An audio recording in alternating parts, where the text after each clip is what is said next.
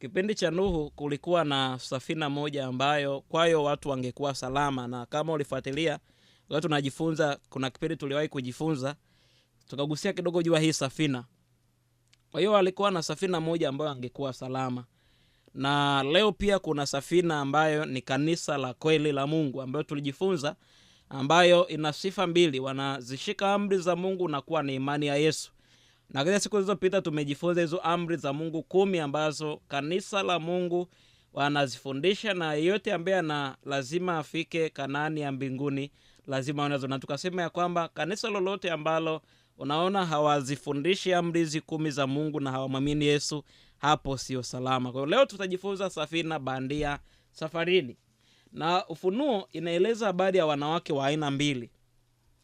Mwanamke wa kwanza anafahamika kama mwanamke safi, na mwanamke wa pili anawakilisha mwanamke kahaba. Sasa hii inawakilisha aina mbili za makanisa. Na kwa kweli Mungu anajua tu aina mbili za makanisa: kanisa la kweli na kanisa la uongo.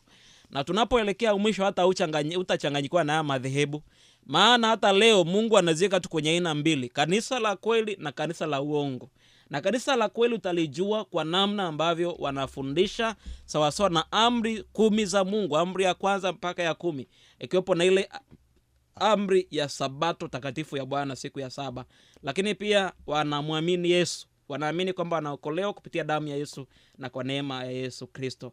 Kwa hiyo Mungu ameweka makundi, amefunua kupitia neno lake ya kwamba kuna kanisa la kweli kwenye ulimwengu na kanisa la uongo.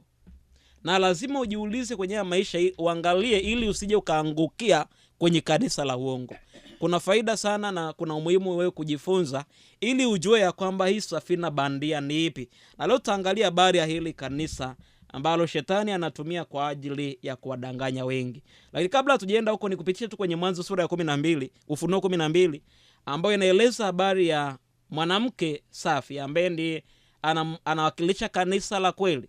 Na Ufunuo 12:4 anasema, joka akasimama mbele ya yule mwanamke aliye tayari kuzaa, ili azaapo amle mtoto wake. Kwa hiyo hapa unazungumza habari ya kipindi wakati Yesu akiwa duniani. Herode alimtafuta Yesu ili aweze kumua kupitia wale mamajusi walipokuja wakamwambia, Bwana, mkimwona mniambie, akiwa na nia kumuua. Kwa hiyo ilikuwa ni shetani aliyotumia utawala huu wa Kirumi. Alitumia viongozi hawa Herode ili kuweza kumwangamiza Yesu. Kwa bila sema, joka akasimama mbele ya mwanamke aliye tayari kuzaa, ili azaapo amle mtoto. Maana Yesu alizaliwa katika mchakato wa kanisa ambao lilianzia tangu kipindi cha Agano la Kale. Sasa Yesu anazaliwa kwenye Agano Jipya. Shetani akijua kwamba huyu Yesu kuzaliwa ni manufaa makubwa kwa kanisa, alifanya kila namna ili aweze kumwangamiza, ila akashindwa. Akaenda jangwani, tulijifunza, ili amwangushe, lakini bado shetani alishindwa. Aliposhindwa, akaenda akahitaji hata juu ya msalaba aweze kumfanya Yesu hata tu atukane. Wakamfanyia matusi watu, wakamtukana, wakamtemea mate, adeuka taji ya miiba, ili tu hata Yesu aweze kukasirika na kukata tamaa kwenye wokovu ambao amekuja kumwokoa mwanadamu. Lakini hatimaye shetani alishindwa, maana Yesu alivumilia juu ya msalaba, hakutoa tusi lolote. Maana mwisho Yesu akasema, Baba, uwasamehe, maana hawajui walitendalo. Na hapo ndipo shetani alipofikia hatua ya kushindwa. Yesu akakata roho. Na ukisoma 12 tunasema, joka alipoona kwamba ametupwa katika nchi, akamudhi mwanamke aliyemzaa mtoto mwanamume. Aliposhindwa pale msalabani, vita yake ikaendelea, na vita yake ilihamia juu ya waliosalia wazishikao amri za Mungu na kuwa na imani ya Yesu.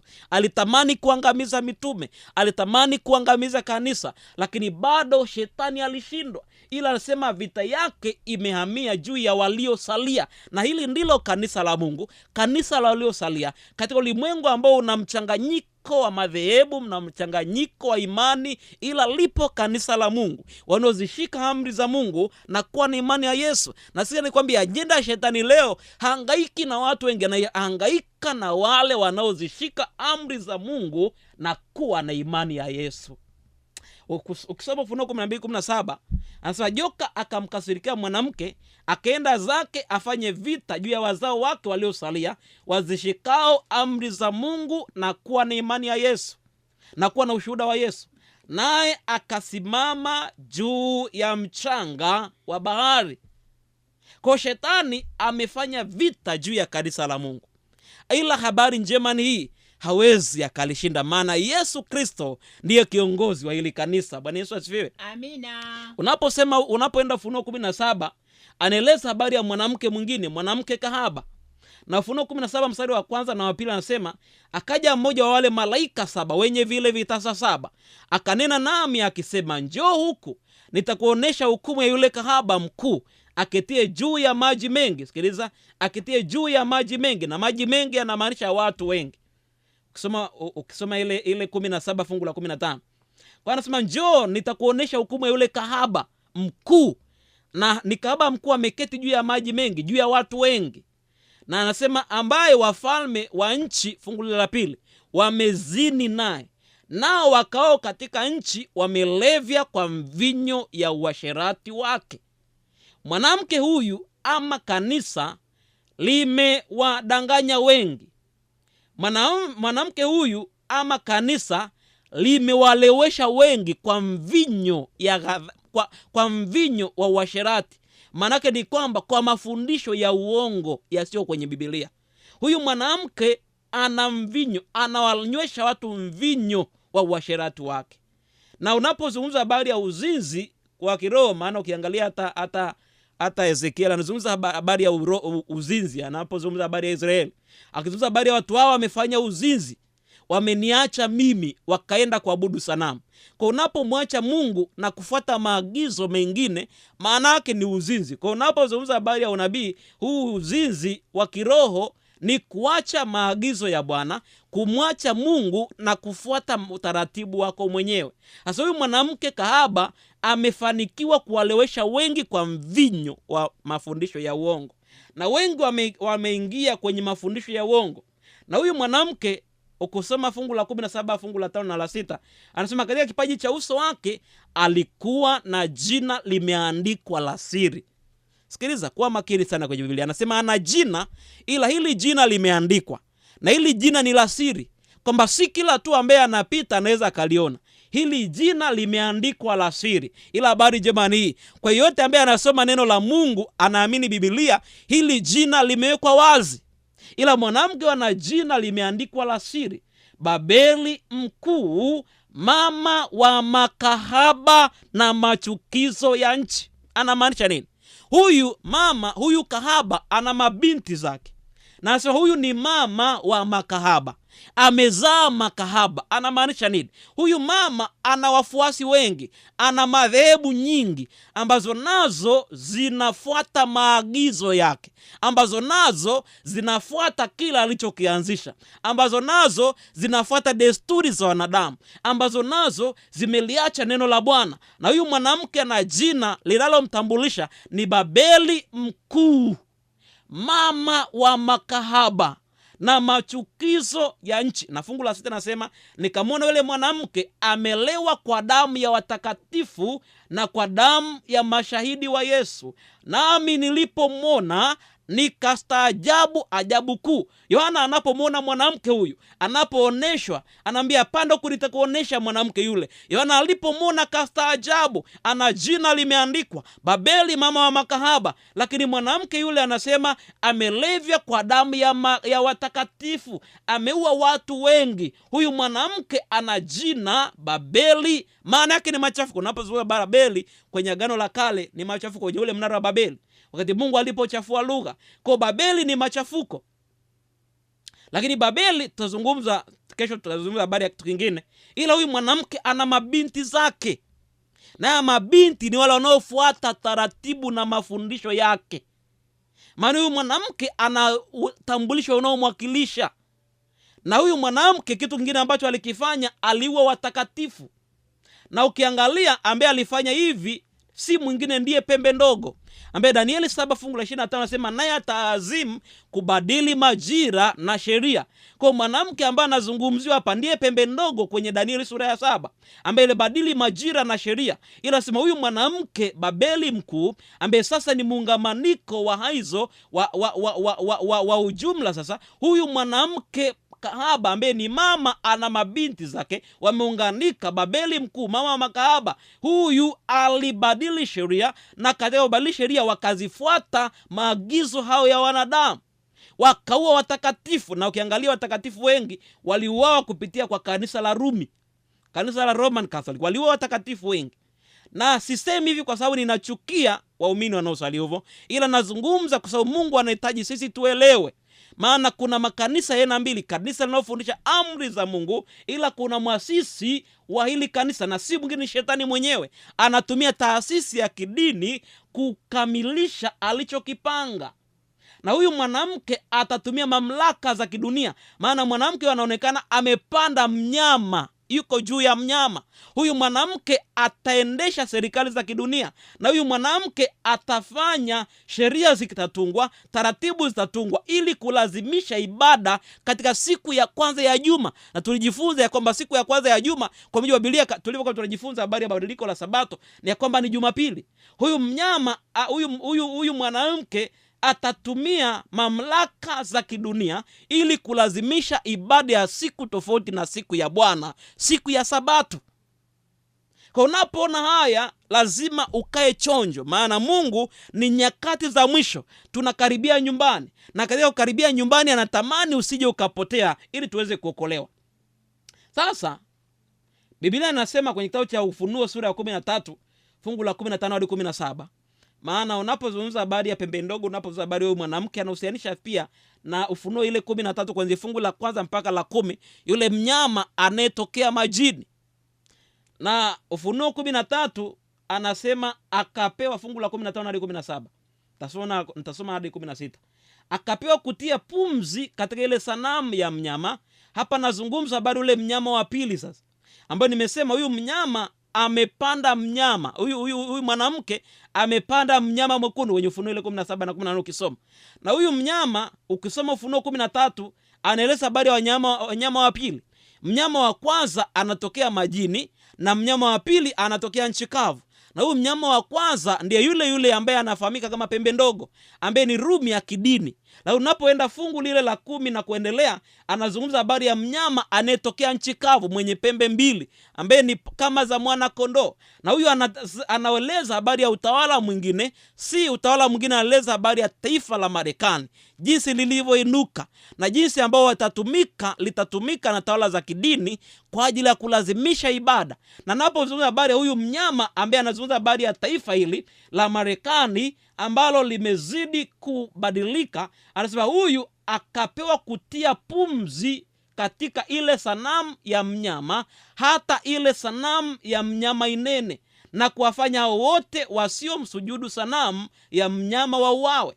Kwa watalazimisha watu ili waweze kumfuata mnyama, watalazimisha watu kuabudu siku ya kwanza ya juma, watalazimisha watu kuacha maagizo ya Bwana. Kuna nyakati zitafika itakuwa ni lazima. Sasa hivi ni hiari, unaweza ukaamua kuabudu siku ya kwanza ya juma, siku ya 7 ya juma, lakini shetani kuna wakati kama alivyotumia kulazimisha kipindi cha historia, ndipo atakavyotumia katika historia inavyokuja. Ila Mungu amekufunulia haya ili wewe unapoyajua haya usiendelee kulala katika usingizi, uamke kichwa, uinue kichwa chako, ulifuate neno la Bwana ili ubaki salama ukimsubiria Yesu Kristo. Amina. Na anasema akapewa kutia pumzi ile sanamu ya mnyama, hata sanamu ya mnyama inene, na kuwafanya hao wote wasiomsujudia sanamu ya mnyama wauawe. Itafika hatua watalazimishwa watu wasiosujudia sanamu ya mnyama, wasiomsujudia sijani. Maana unapozungumza hivi, maana yake mwasisi ni shetani. Unaweza kadhani ya kwamba unamsujudia mnyama, ila Ufunuo 13 anasema alipewa nguvu na mamlaka na kiti cha enzi kutoka kwa joka.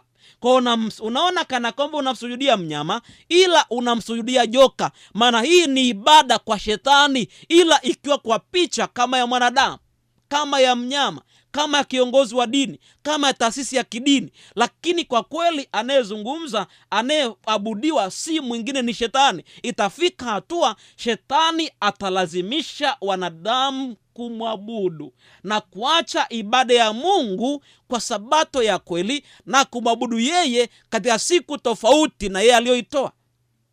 Na fungu la 10 nasema, naye awafanya wote, wadogo kwa wakubwa, matajiri kwa masikini, walio huru kwa watumwa, watiwe chapa katika mkono wao wa kuume au katika vipaji vya nyuso zao. Anamaanisha nini? Kuna saa itafika watu watalazimishwa. Unapozungumza kwenye kipaji cha uso, maana yake ni kwamba kipindi kitafika ambacho ni kweli itakuwa ni lazima kuabudu kwenye siku ya kwanza ya juma. Maana leo ni hiari kuabudu kwenye sabato ama usiabudu, ila kuna saa itafika wanaomwabudu Mungu kwenye sabato yake ya kweli watapitia mateso, watapitia maumivu, watatamani kuua. Na anasema ya kwamba watu, anasema matajiri kwa masikini, walio huru kwa watumwa, watiwe chapa kwenye mkono wao wa kuume. Anamaanisha ni mkono wa kuume, anamaanisha kwa kulazimishwa. Lakini anaposema kwenye vipaji vya nyuso zao, anamaanisha kwa hiari yao. Yaani kwenye saa hiyo itakapofika, kuna ambao watamwabudu kwa kulazimishwa, wengine walikuwa ni wanaabudu kwenye siku ya sabato. Baada ya mateso watasema, Bwana, mateso nimeachoka, ngoja tu nitii tu, maana nimelazimishwa. Ndiyo anamaanisha kwenye mikono yao. Ila napozungumza kwenye vipaji vya nyuso zao, wengine tu watahiari wakisema, Bwana, mimi tu ngoja tu niabudu siku ya kwani siku ni nini? Na ndivyo wale watu wanavyosema, Bwana, siku ni siku tu, hakuna shida, siku ni siku. Sikiliza, kuna ajenda nyuma ya pazia. Kuna ibada kwa Mungu na ibada kwa shetani. Na leo Mungu anatoa wito kwa wanadamu kumwabudu Mungu wakati ambapo haijalazimishwa, wakati ambapo bado ni hiari yako. Mungu anatamani kwa uhuru wako ufanye maamuzi ya kumfuata Bwana, ufanye maamuzi ya kumtegemea, ufanye maamuzi ya kufuata maagizo yake uweze kuokolewa. Bwana Yesu asifiwe. Amina. Mungu anatamani kufunulia usiku wa leo. Si kila safina unaoiona, si kila kanisa unaloliona kwa sababu tu wanamtaja Mungu ni kanisa la kweli. Lazima uangalie ya kwamba, je, wanazishika amri za Mungu na kuwa na imani ya Yesu? Amina. Ufunuo 17 fungu la 18 nasema, hawa watafanya vita na mwana kondoo na mwana kondoo atawashinda. Bwana Yesu asifiwe. Amina. Hawa watafanya vita na Yesu Kristo, ila habari njema ni hii, mwana kondoo atawashinda. Hawatamshinda Yesu. Na ikiwa utakuwa na Yesu, watafanya vita, watatamani kuangamiza. Ni kweli wengine watalala mauti, ila Yesu atawafufua. Bwana Yesu asifiwe. Amina. Na namaliza nasema, kwa maana yeye ni Bwana wa mabwana na mfalme wa wafalme, na hao walio pamoja naye ndio walioitwa na wateule na waaminifu. Bwana Yesu asifiwe. Amina. Kwa nasema huyu watafanya vita, shetani na jeshi lake watafanya vita na Yesu Kristo, watafanya vita na mwana kondoo, ila mwana kondoo atawashinda. Kama alivyowashinda msalabani, kama alivyowashinda kwenye historia ya dunia, atawashinda. Kwa maana yeye ni Bwana wa mabwana. Unayemtumainia si mwanadamu, ni Bwana wa mabwana, ni mfalme wa wafalme. Na anasema wale walio pamoja na mwana kondoo, walioitwa, ndio wale walioitwa, ambao wameitwa watakuwa na mwana kondoo. Na anasema na wateule na waaminifu. Hivi je, utakuwa miongoni mwa walioitwa? Utakuwa miongoni mwa wateule? Utakuwa miongoni mwa waaminifu? Ni yule tu atakayekubali kuingia kwenye safina iliyo ya kweli, ajitoe kwenye safina bandia. Bwana Yesu asifiwe. Amina. Ufunuo 14 fungu la 4 anasema hivi, hawa ndio wasiotiwa unajisi pamoja na mwanamke, kwa maana ni bikira. Hawa ndio wamfuatao mwana kondoo kila endako. Hawa wamenunuliwa katika wanadamu, malimbuko kwa Mungu na kwa mwana kondoo. Na Ufunuo 14 anaeleza wale watakaosimama baada ya taabu itakayokuja, watakaosimama wale 144,000. Na anasema hawa ni wale ambao wasiotiwa unaji pamoja na mwanamke, hawajatiwa washerati, hawajazini naye kwa mafundisho ya uongo, wamekubali kulifuata neno la Bwana. Bwana Yesu asifiwe. Amina. Na kwa maana ni bikira. Maanake ni kwamba hata kama ulikuwa umepotea, umelisahau neno, unaporudi kwa Kristo, Yesu anaona kana kwamba hujawahi kufanya chochote. Anaona kana kwamba ni kama mwanamke bikira, na kuona kana kwamba ni mwanamke aliye safi, kama ni mtu aliye safi, aliyefuata maagizo ya Bwana. Nasema hawa ndio wamfuatao mwana kondoo kila endako. Hawa wamenunuliwa katika wanadamu malimbuko kwa Mungu na kwa mwana kondoo. Bwana Yesu asifiwe. Wako ambao watabaki salama mikononi mwa Bwana, ambao pamoja na ulimwengu umedanganywa, shetani ameleta safina bandia, lakini Bwana anao safina yake ya kweli. Na watakaomwamini Yesu, wakifuata neno lake, watamfuata mwana kondoo kila endako, nao wana uhakika wa kuokolewa, maana wamekubali kumfuata Kristo na kulifuata neno lake. Kukubali kufuata kilichoanzishwa na mwanadamu, yani siku ya kwanza ya juma, ama kuabudu siku ya Jumapili, ni kufuata kile mnyama ama shetani alichokianzisha. Lakini kukubali kumwabudu Mungu katika sabato yake takatifu ni kuamini katika kile Mungu alichokiweka. Na sikiza nikwambie, kuna utambulisho wa aina mbili tunapoelekea mwisho wa ulimwengu, na hii ndio itatenganisha kati ya kanisa la kweli, wale ambao ni waaminifu wa kweli, na wale ambao si waaminifu wa Bwana. Na hii itakuwa ni hii kwenye sabato ya siku ya saba au Jumamosi, ama sabato bandia ama safina bandia ya wale ambao wamekubali kufuata siku ambayo shetani ameianzisha mwenyewe kupitia mgongo wa kidini, siku ya kwanza ya juma, siku ya Jumapili, na wengi wakafuata bila kujua. Ninakuambia si kwa sababu ya kuchukia, kwa moyo wa upendo. Usiku wa leo Mungu anazungumza nawe kwa namna ya upendo, na ni kweli anajua ya kwamba ukujua, ila usiku wa leo umejua, anatamani uokolewe, ulifuate neno lake ili hatimaye usije ukapotea. Bwana Yesu asifiwe. Amina. Na Mungu anatoa wito kwako ya kwamba anayo safina yake ya kweli. Na safina, habari njema ni hii, safina ina nafasi ya kutosha. Na bahati mbaya ni hii, wakati safina ya kweli ina nafasi ya kutosha, hii safina bandia nayo bado ina nafasi. Maana wakati Mungu anatafuta ambao wataingia kwenye safina yake, shetani ameweka safina bandia ambao naye anatamani atakaoingia kwenye safina yake. Maana shetani atamani kuangamia peke yake, atatamani kuangamia na wengi, na kwa sababu alishindwa kwa Yesu, anafanya vita juu ya wazao wake waliosalia, anafanya vita juu ya wanadamu, na kuangamia na wanadamu wengi ndio ataona ni sifa. Je, utaangamia na shetani ama utamwamini Kristo uweze kuokolewa? Shetani naye analo kanisa lake, na Mungu analo kanisa lake. Na utajuaje kanisa la Mungu? Wanazishika amri za Mungu, amri 10, na kuwa na imani ya Yesu. Kanisa la shetani, safina bandia, watakwambia amri hazina kazi. Hizi amri hazina kazi, ziliishia msalabani, hazina kazi. Watayakataa maagizo ya Bwana na kufuata kile ambacho ndicho utambulisho wa mamlaka halisi ya shetani mwenyewe. Usiku wa leo ni wajibu wangu na wajibu wako kuangalia kwamba, je, uko tayari kujiunga na kanisa la Mungu? Uko tayari kujiunga na safina ya kweli?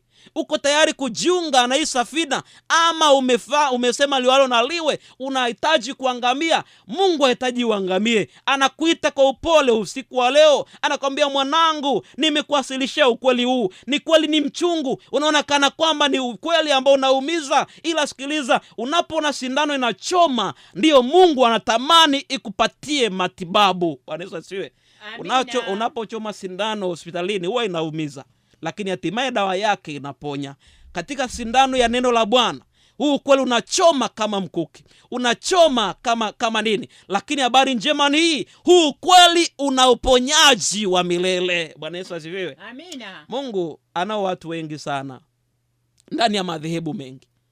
Wako wengi kwenye madhehebu mbalimbali, wako wengi wanaomjua Mungu, na ndiyo maana anatoa wito kwa hao, na anasema, tokeni kwake enyi watu wangu, maana tamani muokolewe, sitamani muangamie. Mungu hatamani uangamie. Anakuambia usiku wa leo, iko safina ya Bwana. Na kama unasema, mimi ninatamani kuifuata safina ya Bwana, niokolewe, natamani kubatizwa, kujiunga na kanisa la Waadventista wa Sabato, namba inapotajwa sema tu natamani kubatizwa. Kama una swali, uliza swali. Kama una jambo lolote, share na sisi, nasi tutakusaidiana. Lakini ikiwa una jambo lolote, unasema Bwana, ninahitaji fulani kwenye maisha yangu, ninapoomba, zungumza na Mungu na Mungu atakusaidia. Hebu tuombe. Baba yetu, asante kwa usiku wa leo. Asante kwa msikilizaji.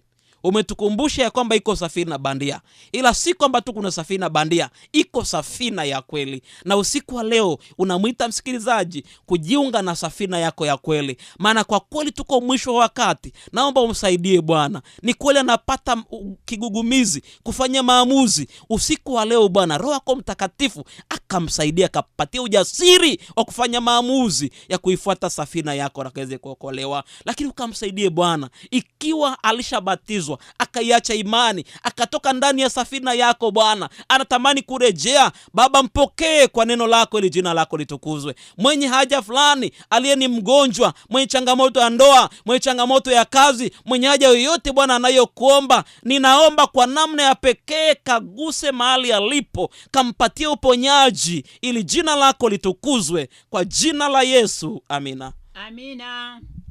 Basi ndugu msikilizaji, popote pale ulipo, ukiwa hapo ndani kwako, kitandani kwako, baada ya hapo naomba nikupe namba ya mchungaji ili uweze kuwasiliana naye unapokuwa unaendelea kukata shauri.